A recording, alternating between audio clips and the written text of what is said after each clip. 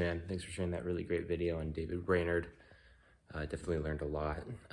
He's a missionary that I have heard of before, but never really spent a lot of time looking deep into. There's definitely a lot to learn from him. I think it's super cool that he spent a lot of time trying to be a missionary to the Native Americans.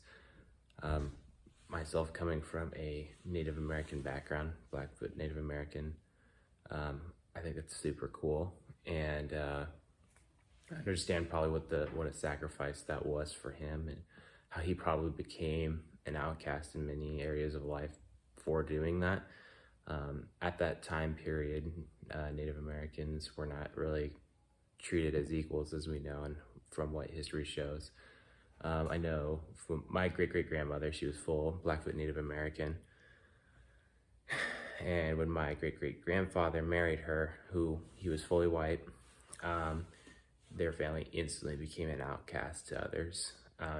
Their way of life became very difficult. So David Brainerd he accepted that difficulty, which is super cool. Another thing I think is really awesome about David Brainerd, you had mentioned his expulsion from school for standing up for what he believed in and challenging the school.